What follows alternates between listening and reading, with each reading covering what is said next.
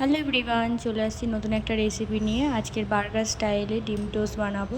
চলো দেখতে থাকো। এর জন্য আমি দুটো পাভ নিয়েছি, তার মাঝখান থেকে আমি কেটে নেবো পাভগুলো।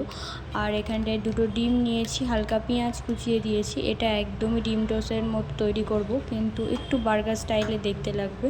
চলো দেখতে থাকো এটা কিভাবে করি।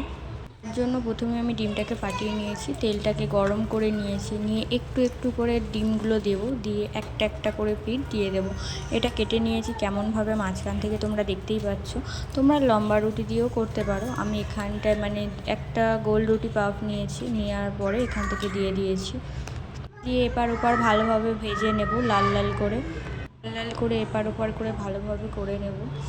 ওর থেকে পেঁয়াজ কুচি, টমেটো এরকম গোল গোল করে দিয়ে দিয়েছি, দিয়ে সস দিয়ে আমি একের পর এক একটা দিয়ে দিয়েছি। দিয়ে দেখতেই পাচ্ছ এটা কত সুন্দর দেখতে হয়েছে, খেতে কিন্তু অসাধারণ হয়েছে। আজকের রেসিপি এই পর্যন্তই। আবার দেখা হবে নতুন একটা রেসিপি নিয়ে। ভালো থাকবেন, সুস্থ থাকবেন। কেমন হয়েছে অবশ্যই কমেন্টে জানাবেন।